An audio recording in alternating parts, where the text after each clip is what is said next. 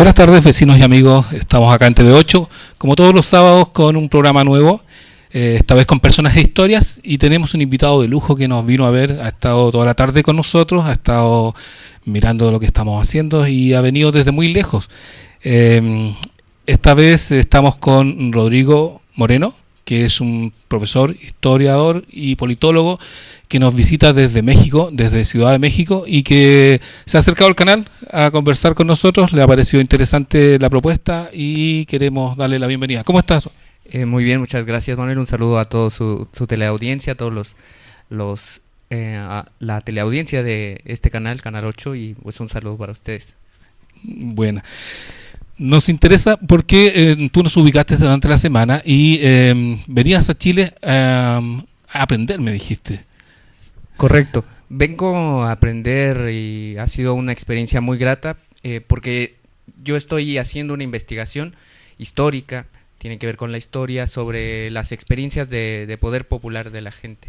Entonces, Chile es un país y su propia historia que está lleno de experiencias, desde la unidad popular y durante la lucha con la dictadura que han construido esto, el protagonismo popular, que la gente recupere su voz, digamos, y este medio también me parece extraordinario porque es una continuación de todas esas luchas y me parece una voz genuina de la gente chilena.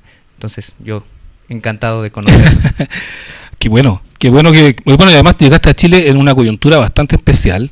Esto estaba hace poquito, pero te has podido dar cuenta que a pesar del cerco informativo que tiene la televisión chilena y los medios de comunicación, que nosotros hablamos de los medios de incomunicación, se ha roto ese cerco y nos hemos visto sobrepasado por noticias terribles que han acontecido en nuestro país.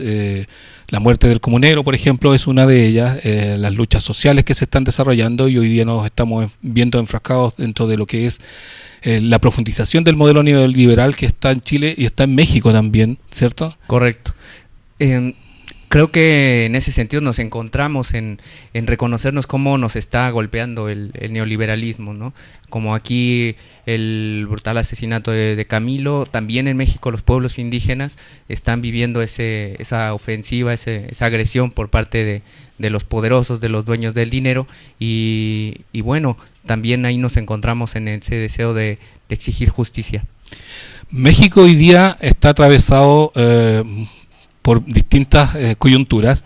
Una de ellas es la que estamos viendo diariamente sobre la gran marcha que se está atravesando México y que va hacia Estados Unidos.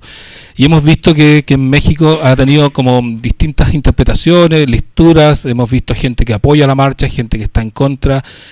¿Cómo se ve eso? ¿Cuál es tu percepción? Correcto.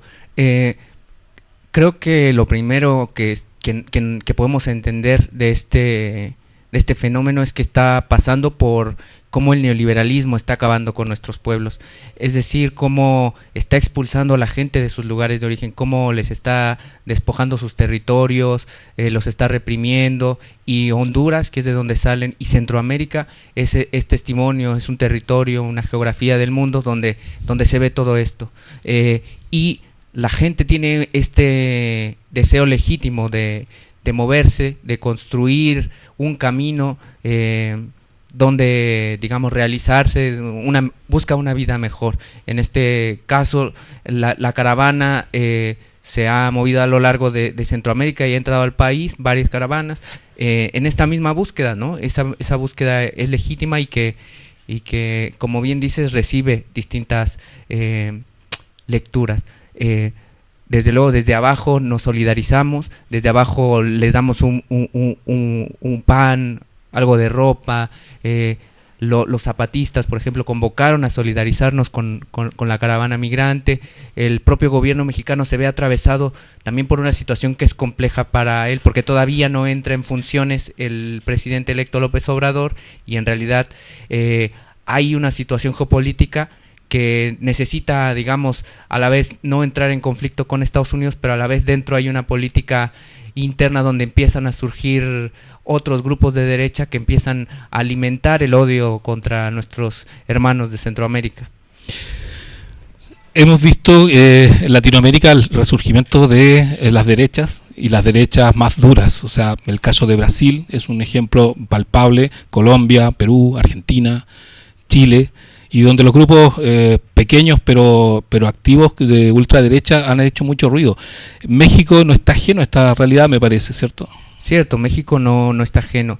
Nosotros pasamos una década, bueno, 12 años, poco más de una década, desde el año 2000 que Vicente Fox quedó de presidente de la República, y después con Felipe Calderón, y esos gobiernos de derecha, en especial este último, son los que han alimentado el despojo que el neoliberalismo conlleva. Hay que recordar que en el gobierno de Vicente Fox empezó a echarse a andar este proyecto que ahora está también muy en la coyuntura en México, que es lo del aeropuerto. Lo que pasa que en esa época la gente se organizó y logró parar la imposición del aeropuerto, los compañeros de los pueblos indígenas que están en San Salvador Atenco, en el Estado de México. Ahora, después con Felipe Calderón lo que hace es abre esta guerra, supuesta guerra contra el narcotráfico, pero en realidad una guerra contra el pueblo, ¿no? Mucha gente ha muerto y mucha gente se ha visto desplazada también por esa guerra que enfrenta una parte del pueblo con otra, y además que de manera oculta atenta, digamos, contra las luchas de los pueblos en México. Y bueno, hay muchos casos de estos, ¿no? De los pueblos indígenas incluso, que están en el Congreso Nacional Indígena. Perfecto. Ustedes comparten frontera, una de las más grandes del mundo, y es con Estados Unidos. Cierto.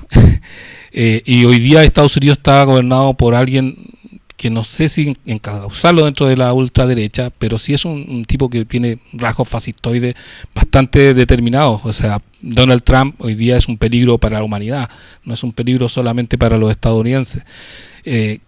¿Cómo ha sido la recepción de tener la frontera militarizada con Estados Unidos? ¿Cuál es el peligro que ven ustedes? Bueno, la relación con Estados Unidos de por sí ha sido conflictiva históricamente con México. Si ustedes recuerdan, habrán escuchado, nosotros perdimos la mitad de nuestro territorio por una invasión de Estados Unidos en el siglo XIX, 1848, y ahí perdimos lo que va del río Bravo para arriba, ¿no? Y digamos que esa ofensiva imperialista de Estados Unidos ha estado desde entonces presentes. Ellos metieron sus intereses durante el gobierno de Porfirio Díaz. Por ejemplo, muchos terratenientes del sur de Estados Unidos, tejanos, apoyaron la rebelión de Porfirio Díaz, o durante la Revolución Mexicana.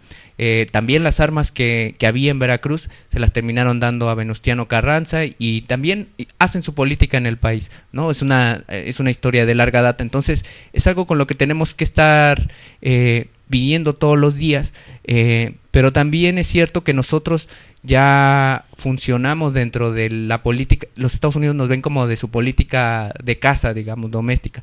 Entonces la seguridad mexicana está muy atada también a la de Estados Unidos, y entonces hay una serie de acuerdos que hacen que en ciertos niveles preocupe, digamos, de la cúpula gobernante, pero también se sabe que es más una especie de artimaña política de Donald Trump de cara a las elecciones, en las que él quiere de nueva cuenta atizar estos odios y ganar adeptos, ¿no? O sea, ganar votos en la política. Porque nuestra política de seguridad interna, como digo, está supeditada a Estados Unidos. Durante estos gobiernos de derecha se firmó algo que se llama Plan Mérida, que básicamente es que el ejército mexicano recibe entrenamiento, apoyo, recursos económicos de Estados Unidos. Nosotros le compramos armas, y básicamente nuestra tarea es como ser la contención de la extensión de la frontera. Ellos nos ven como eso. Como una policía en servicio de Estados Unidos. Exacto, como una policía en servicio de Estados Unidos. De hecho, conscientes de la tensión que implica esta cercanía, y que tampoco puede haber un conflicto, digamos, que suba de tono, López Obrador, que es el presidente que ahora entra, ha planteado que ya habló con Donald Trump, de hecho, y entonces le va a proponer que hagan una especie de cercos de contención de la migración, porque esa es una de las tareas en esta política de seguridad de Estados Unidos que le corresponde a México, contener la migración.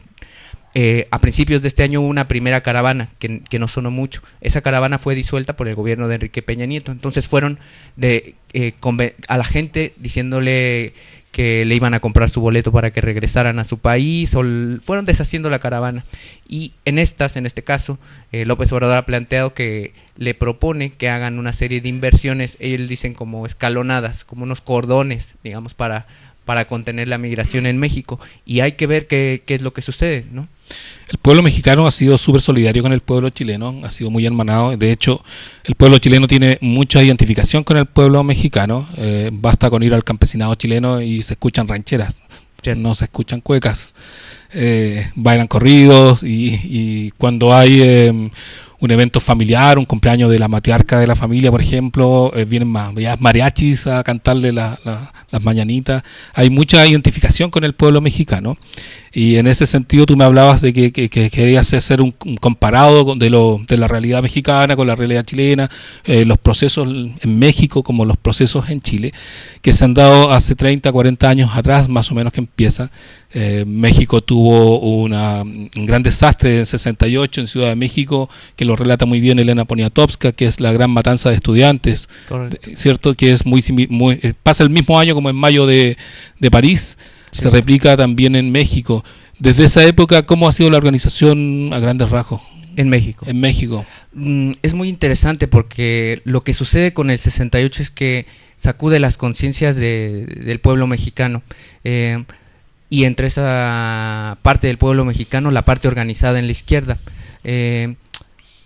Lo que se dan cuenta es que el gobierno no era un gobierno realmente democrático como se decía, ¿no? O sea, sacar al ejército, asesinar al menos 70 personas, que es lo que está reconocido en un informe similar al que se hizo aquí en Chile, como el de la Comisión Rettig, después de la dictadura. Un informe similar se hizo en 2006, que se llama Informe a la Sociedad Mexicana sobre los movimientos sociales del pasado. Y en ese informe se reconoce que murieron el 2 de octubre de 1968 al menos 70 personas, pero esos son los reconocidos, quizá hayan muerto más. Entonces, a partir de ahí sí se generó un proceso de lucha paralelo justamente al chileno de la lucha unos años después contra la dictadura, y ahí contra un régimen autoritario que para la teleaudiencia es como una democracia, lo que están viviendo ahora, una democracia que en realidad en el fondo es como una dictadura. De hecho, ustedes habrán escuchado hablar que le decían a la democracia mexicana la dictadura perfecta, ¿no? Porque tienes como cara de oveja, pero en realidad tienes dentro piel de lobo, ¿no? Piel de lobo. Entonces, algo así sucedía, y lo que fue haciendo el pueblo mexicano fue luchar por denunciar todo esto, también luchando contra la represión de sus organizaciones populares y políticas, que fueron muchas también perseguidas por aparatos de inteligencia similares a los que hubo aquí durante la dictadura, y digamos también dando la lucha en todos los terrenos, ¿no? Y entre esos el terreno porque hubiera elecciones libres, ¿no? Y bueno, ese es lo que estoy en este momento observando, cómo en el pueblo se fueron dando, tanto en el chileno como en el mexicano, estos dos procesos de lucha, y lo que implicaba además era organización, ¿no? Organizar el poder de la gente, porque sin el poder de la gente es lo que se daba cuenta la sociedad mexicana, no se podían cambiar las cosas. Entonces, donde surge esto del poder popular, que la gente vaya ganando su propia fuerza, confianza en sí misma, de que se pueden cambiar las cosas, de que a veces tarda, pero como dicen los zapatistas, de pronto dilata, pero ya vamos a hacer más. Y bueno, es lo que he venido a aprender también de acá. Excelente. Hace más o menos 12 años cae el PRI, ¿cierto? Está el surgimiento de los zapatistas, está el surgimiento de otros movimientos insurgentes en México. Casi en la frontera norteamericana hay una guerrilla que no ha sido destruida como los zapatistas, ¿cierto? Uh-huh. Y el símil con Chile tiene que ver, yo creo que como lo decías tú, con un proceso que se dio en los territorios. Ya, acá en Chile también la organización se dio desde los territorios, fueron las poblaciones emblemáticas, se volvieron emblemáticas por ser territorios donde se combatió a la dictadura, y en ciudades y en localidades donde la dictadura le complicó mucho la vida entrar. Pero vemos en México que hay como un México profundo, ¿cierto? Porque el México que nos sale por la CNN es el México del narcotráfico, de los grandes carteles, en contraposición al México de Acapulco, y es un México que es variopinto, pero que en lo profundo no lo logramos ver desde acá de Chile. Sí, tienen estas similitudes. De hecho, yo veo a el proceso zapatista muy similar a lo que hubo, por ejemplo, durante la Unidad Popular y después en la resistencia contra la dictadura en las poblaciones. Este poder en el territorio de parte de los pobladores acá, pero allá, si ustedes tienen alguna referencia de lo que ha sido de los pueblos zapatistas, ellos tienen también su control territorial de las zonas ahí en Chiapas, en las montañas del sureste mexicano. Y comparten estos dos procesos también algo que es muy interesante, que es que nos derrotaron, y por eso cuando digo nos derrotaron, meto, digamos, nuestra experiencia mexicana con la experiencia chilena, porque lo que yo he logrado investigar es que tuvimos dos procesos ofensivos, digamos, de avanzar, de luchar en los años, la primera mitad de la década de los 80, y cuando viene esa digamos, derrota porque echan a andar su iniciativa, digamos, los de arriba, como dicen los zapatistas, pues también en la izquierda, en una parte de la izquierda hubo una especie de claudicación, o sea, como que renunciaron a seguir luchando y dijeron nomás con las elecciones y no hay que seguir construyendo esos territorios. Entonces, esos territorios, digamos, empoderados del pueblo, que es lo que ahora está mucho en discusión en los foros que tiene la izquierda latinoamericana, que dicen, ¿dónde hemos equivocado? Le apostamos puras elecciones, pero además en esas elecciones nomás le pedíamos a la gente el voto y ya después ya nos olvidábamos y hacíamos lo que queríamos, ¿no? ¿Dónde habré visto eso yo? No Sí. sé, me parece conocido. Interesante el surgimiento o la irrupción de los zapatistas, porque los zapatistas surgen mucho tiempo antes, Cierto. lo habíamos conversado. Irrumpen un 1 de enero. Un 1 de enero. De 1994. Del 94. A puertas de la firma de un tratado de libre comercio mexicano. Correcto. Que era súper importante para México. Ellos rompen, salen a la palestra y vociferan de que el pueblo no quiere este tratado. Los tratados de libre comercio, la gente sabe ya, lo hemos visto, son pan para cada vez menos gente y plata para cada vez un grupo más pequeño. Correcto. Sí, pues justamente como lo que sigue de esta historia que venimos conversando es que cuando parecía que ya había ganado el neoliberalismo y mucha gente estaba, digamos, decaída, triste, en realidad los zapatistas nos vienen a decir, vale la pena seguirnos organizando, vale la pena seguir luchando, porque aunque ellos crean que ganaron, que era esto del Tratado de Libre Comercio, que amarraba a México, Canadá y Estados Unidos, básicamente nos ponía de manos atadas a sus economías, y entonces nos tocaba hacer lo que ellos querían, digamos. Si ellos decían, a ustedes les toca poner la mano de obra para nuestras empresas que arman autos, refrigeradores, electrodomésticos, todo lo que ustedes se puedan imaginar, pues ese tratado nos obligaba a hacer muchas de estas cosas, y los zapatistas dicen, no, se pueden hacer las cosas distintas, y entonces es ahí donde viene esta sacudida de conciencia para todo el pueblo mexicano, porque mucha gente que justamente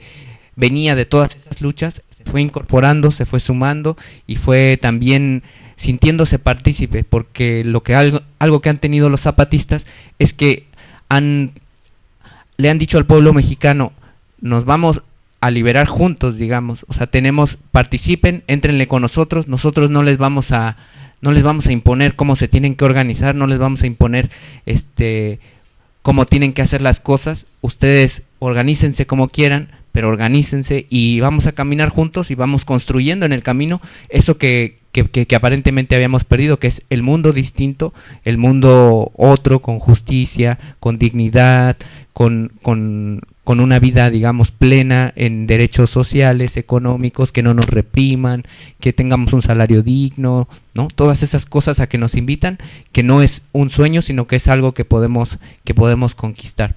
Entonces, eso es lo que nos viene provocando el levantamiento zapatista, y siguen los compañeros ahí luchando, digamos, y yo soy parte de estas generaciones que crecen con los zapatistas como un referente y lo sigo viendo así.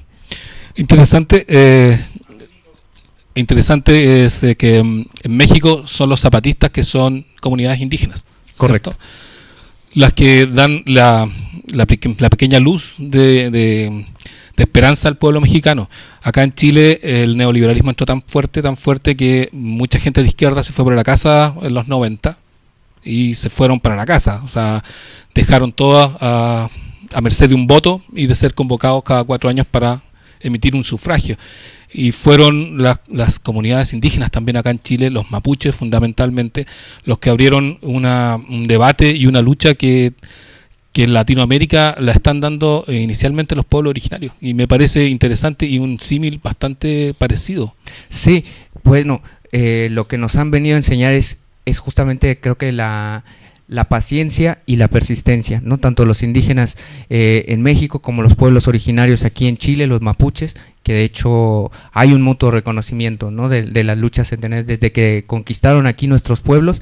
Han sido ellos quienes han resistido, quienes han logrado, digamos, no rendirse, de buscar formas alternativas, de mantener sus tradiciones, de mantener sus costumbres, de sacudirnos, digamos, la conciencia de que no está todo dicho y que bueno, que hay que los pueblos originarios tienen que hacer valer su voz. En México, por ejemplo, no estaban tan organizados los mapuches como acá en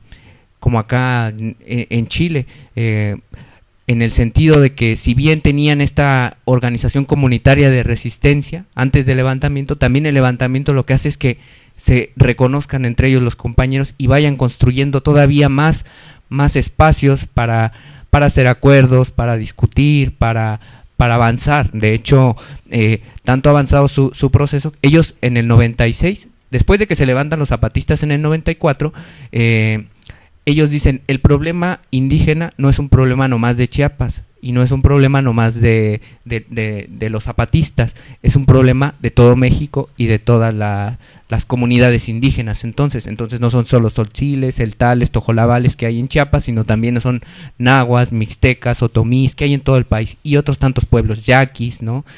Más al norte. Entonces ellos hacen esto que se llama el Congreso Nacional Indígena en el 96, que es su espacio de encuentro de sus luchas, de sus resistencias, donde comparten cómo el neoliberalismo y el capitalismo les ha ido despojando, y también donde dicen, no puede seguir siendo así, vamos a avanzar en nuestro proceso de organizarnos.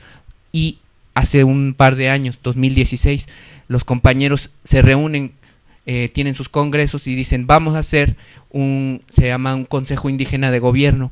Entonces lanzan esta iniciativa de decir, vamos a construir, darle un pasito más, subir un escalón más en nuestra organización del pueblo desde abajo. Esto que venimos conversando, que me interesa, nuestro poder de los de abajo. Y vamos a desmontar, a deshacer el poder de los dueños del dinero, de los de allá arriba.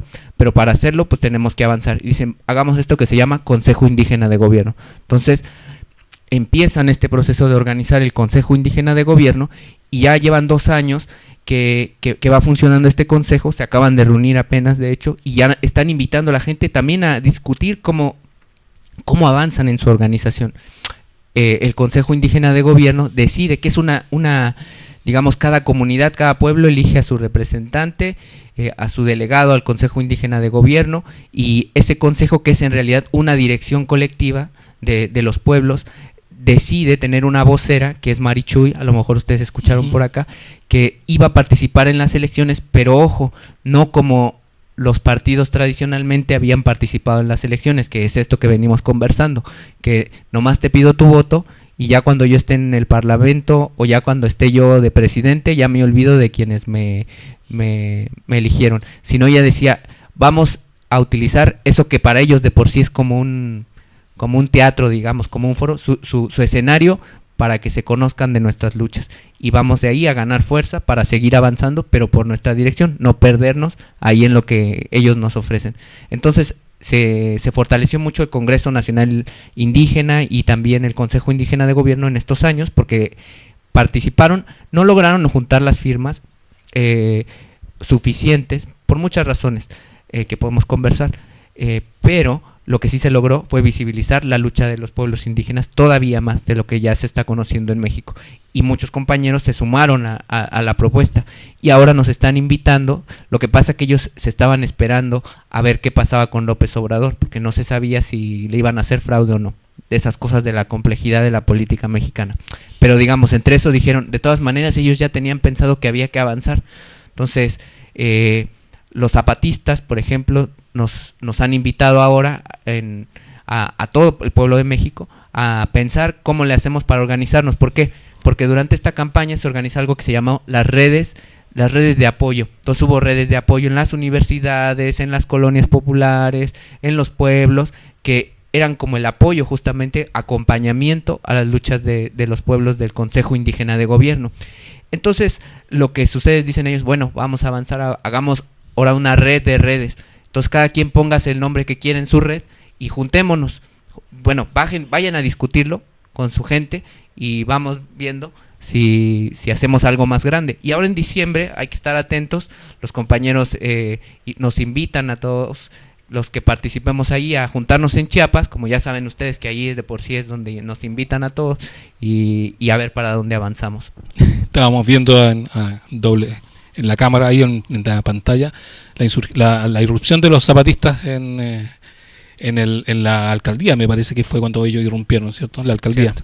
Hay una historia común en Latinoamérica que va desde el sur del río Bravo hasta la Antártida casi, que es el elemento indígena.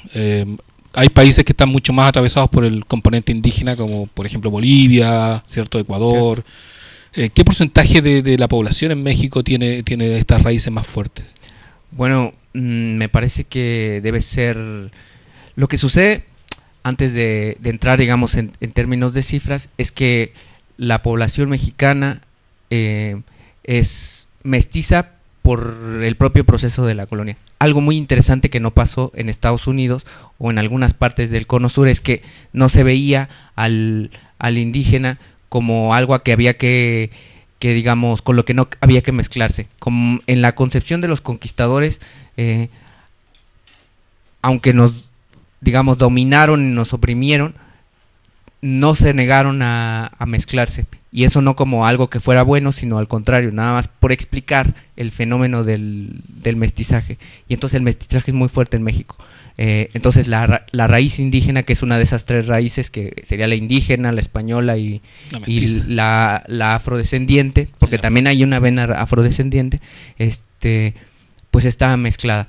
Pero en la actualidad, quienes vienen de manera directa de los pueblos indígenas que están en el Congreso Nacional Indígena deben ser, yo creo que arriba del 5% de la población del país. No tengo la cifra exacta, pero así a ojo de buen cubero, como decimos los mexicanos, yo calculo que un 5%, que no quizás es irrelevante. Quizás un 10%, quizás estoy siendo conservador, porque sí son bastantes los pueblos. Exactamente. Bueno, en Chile aproximadamente el 10% de la población tiene una raíz originaria. Los mapuches son casi 1 millón de personas. Cosa que no vemos en Argentina, por ejemplo, que en Argentina fueron diezmadas la población local y es completamente europeizado Argentina. Hoy día tú vas a Argentina y te encuentras con perfiles biológicos que son propios de Europa, claro, más que de la raíz latina. Pero eso es como una isla europeizada de Latinoamérica. En Chile tenemos, atraviesa todo el continente, todo el país, distintas etnias, y se ve más fuerte en el norte, ¿cierto? Se nota mucho más en la condición indígena, y en el extremo sur, en el centro, se nota mucho la pasada de los españoles por acá y que se quedaron más tiempo, parece. Les gustó más el centro, el clima de mediterráneo, dijeron que era por acá. Pero aún así, hace 30 o 40 años atrás muchos mapuches no se sentían gratos con su apellido mapuche, muchos se cambiaron el apellido para tener posibilidad de acceder a trabajo, porque estaban en Santiago y eran mapuches urbanos, pero no se identificaban con el mapuche de la zona, y eso fue parte de un proceso de colonización mental de los aborígenes de acá. Hoy día eso se está revirtiendo y vemos hoy día que organizaciones de mapuches urbanos orgullosos de ser mapuche, y eso es parte de un proceso de ascenso de la lucha de los pueblos originarios que también se ve en el resto de Latinoamérica. Tú querías ver en Chile el concepto de poder popular, y yo te explicaba fuera de cámara que es complejo, a pesar de que en Chile se escribió mucho en los 60, en los 70 sobre poder popular. El abanico de posibilidades de respuesta que te den va a depender de quién esté detrás de la respuesta, y puede ser desde casi un tipo de derecha hasta un tipo de ultraizquierda. Es como lo que pasa en Argentina con el peronismo, que el peronismo va desde la ultraderecha hasta la ultraizquierda. Y el abanico de posibilidades de respuestas, como te digo, de poder popular acá en Chile es bastante amplio. Pero no sé, ¿te has topado con alguna concepción que te haya llamado la atención? Bueno, yo lo que he estado tratando de hacer es construir mi propia concepción de poder popular, porque creo que en alguna medida todas forman parte, están complementadas, digamos. ¿Qué quiere esto decir? Que hay, por ejemplo, una concepción que puede decir que haya un poder paralelo, o le dicen dual, alternativo al Estado que está en la actualidad, ¿no? Y hay quienes dicen el poder popular es como que la gente se empodere, que nomás recupere su capacidad de protagonismo, o que el poder popular es igual a la movilización. También, por ejemplo, en Argentina sucede que hay algunas posiciones así, y mi opinión es que en lo fundamental del poder popular tiene que ver con que la gente va recuperando su capacidad de confianza en sí mismo, de hacer las cosas, pero también va haciendo política, porque primero eso, es político. Se nos decía que estaba separado lo social y de lo político, y que la gente no debía hacer política, y lo que tiene el poder popular es que en realidad no es el propio pueblo el que construye la experiencia, y ese pueblo, pero además ese pueblo no está hecho, sino que el pueblo se tiene que hacer a sí mismo. No sé si me explico. Sí. No es que uno diga, los populistas hablan de pueblo, por ejemplo, ¿no? Y siempre dicen, no, el pueblo, pero siempre hablan del pueblo nomás en el discurso. Y el poder popular lo que tiene es que construye esos lazos, esas redes, así como nosotros, que nos conocemos, que construimos, que vamos haciendo acuerdos, que vamos avanzando, que vamos soñando, que vamos proyectando un futuro distinto al capitalismo, que también tiene eso el poder popular. Quienes planteamos que hay que construir un poder popular es que el capitalismo tiene sus formas de organizar el poder, o sea, las capacidades sociales, las voluntades de la gente, pero el problema es que en el capitalismo y el neoliberalismo es para unos pocos, para los dueños del dinero, los empresarios, y eso lo vemos todos los días, ¿no? Entonces, para poder superarlo, nosotros tenemos que organizar lo nuestro propio poder. Y ahí no está peleado con hacer instituciones, yo digo, por ejemplo. ¿Qué es lo que había en la Unidad Popular?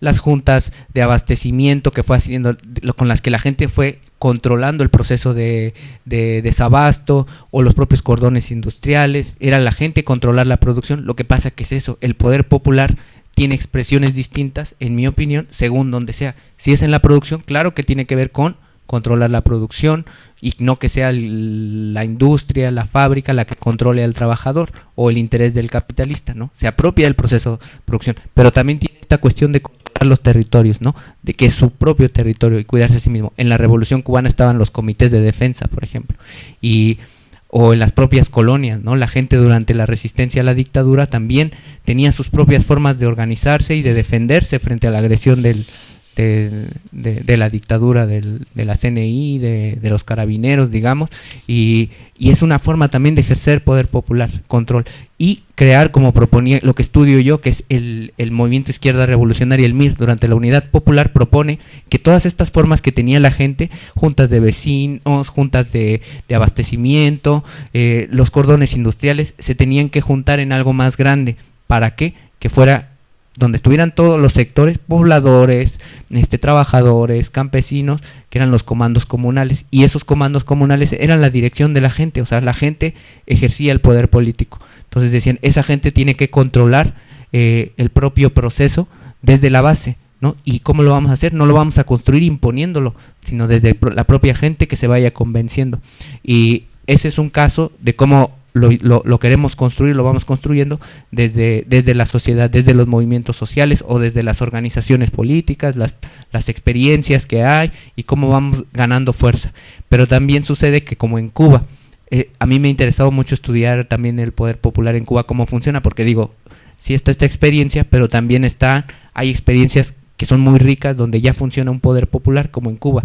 Y para la gente que ve este canal, les explico un poco. En Cuba, desde la base se organiza el poder popular. La gente tiene asambleas que se organizaron desde los comités de defensa, se llaman asambleas en los barrios. Entonces cada asamblea de ese barrio nomina a un delegado, se llaman estos delegados a las asambleas que tienen ellos desde el municipio, asamblea municipal, asamblea provincial y asamblea nacional del poder popular. Entonces ese delegado, que es el representante de la gente, mantiene su mismo sueldo de cuando trabajaba normal de por sí, pero siempre tiene el mandato de la gente, no siempre le tiene que rendir cuentas, ¿no? La gente siempre está al pendiente, así que como dicen los zapatistas, manda obedeciendo, ¿no? Mandar obedeciendo. Y entonces, digamos, desde la propia gente, las campañas, también hay elecciones, o sea, el poder popular no es necesariamente opuesto a las elecciones, sino que tengan otro sentido, porque acá en muchos países de América Latina son como fiestas del dinero, ¿no? Porque en realidad lo que importa es cuánto se gasta más uno en la campaña y que si salí bonito en la fotografía, y ahí no, o sea, es lo más sencillo que puede haber. La gente ya conoce, porque eso es algo bien interesante, parte de los propios saberes de la gente. La gente en su barrio, en su colonia, ya conoce quién es un vecino que es comprometido, que es responsable, y la misma gente no necesita que le anden tratando de engañar de quién es bueno. Si dice, yo nomino a este compañero, entonces se hace la nominación y ya van varios compañeros, luego se hace la votación, entonces ya queda la votación y ahora sí, ese compañero entra a la asamblea municipal y esa asamblea nombra delegados o comisiones ejecutivas que resuelven los problemas de la gente. Tiene que ver con que la propia gente ejerce su poder, ¿se da cuenta? Entonces constantemente le tienen que dar ese rendimiento de cuenta. Bueno, nosotros hemos visto en Chile cómo se ha tecnificado el tema de las elecciones, y lo que decías tú, son campañas millonarias, imposibles para la gente común organizar y sacar sus candidatos. Son millones de dólares que se gastan en publicidad, que se gastan en las campañas, millones de dólares que podrían ir a resolver problemas que están ya dentro de los territorios, y que la gente ve los candidatos cuando vienen cada 4 años, se pasean en sus caravanas. Me tocó ver la semana pasada a Guido Girardi en la feria. Es extraño, o sea, una persona que es reconocida dentro del mundo de la whisky izquierda, que le decimos nosotros, que el tipo es medio tránfuga y que ha estado desde que volvió la democracia a Chile en el Parlamento, que esté en mi feria y diciéndome, oiga, coma sano porque hay unos índices que miden la cantidad de calorías. Y yo lo vi, lo observaba y le decía a una señora, usted está muy gorda, le decía, tiene que comer menos. Y la señora le dijo, sí, pero con lo que yo gano es lo que puedo comer. Entonces, están completamente desfasados de una realidad que para mí fue chistoso, pero para la gente es enrabiador. O sea, te da rabia, te molesta. Es patético verlos, y yo veo que en Latinoamérica las democracias están construidas a partir de élite. Esas élites se eligen entre ellos porque nos imponen candidatos, como dices tú. La gente tiene que elegir entre el mal menor. Correcto. Y la gente se cansó de elegir entre el mal menor. O sea, las votaciones en Chile ya van bajando entre el 30% de gente que vota, y, o sea, si un presidente se reparte el 30%, más o menos salió con un 15% de la población. ¿Qué pasa con el otro 70%? Y yo creo que ahí es donde está la posibilidad del movimiento social y de las organizaciones que tengan que hacer valer los derechos de los ciudadanos, de nosotros como pueblo, no del pueblo como un ente etéreo. Está la tarea de ver cómo nos organizamos. Es muy gráfico lo que tú nos cuentas, y mucha gente lo desconoce y cree que esta es la única realidad posible, y por lo tanto agachan la cabeza y siguen tal cual años, décadas, y sus hijos van a seguir tal cual. Si no nos organizamos, va a pasar lo que dices tú. Claro. Ha sido súper interesante, se nos ha pasado casi una hora conversando. Buena la conversación, que es bueno también el invitado, entonces así se van dando los tiempos. Como estamos terminando, me gustaría, no sé, que le entregara un mensaje. Hay gente que nos está viendo, que nos va a ver en las redes sociales.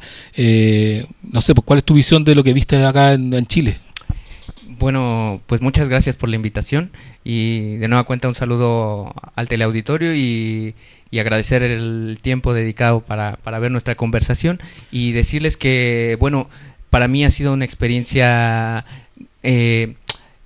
digamos, transformadora, la de venir ahora a Chile, porque veo que hay también desde abajo están surgiendo muchos procesos y que, digamos, mi impresión es que hay que ser pacientes y también no solo ser pacientes, sino pacientes activos, participar, organizarse, porque hay que construir ese otro mundo, ese otro sueño, digamos, hay que meterle carnita, como decimos en México, hay que meterle carnita y eso solamente lo vamos a hacer conversando, ¿no? Y eso no quiere decir que dejemos de luchar, creo que hay que resistir, porque también veo que el pueblo chileno está muy, muy golpeado y eso digamos me parece también que es evidente. Sobre las espaldas del pueblo chileno se carga el éxito.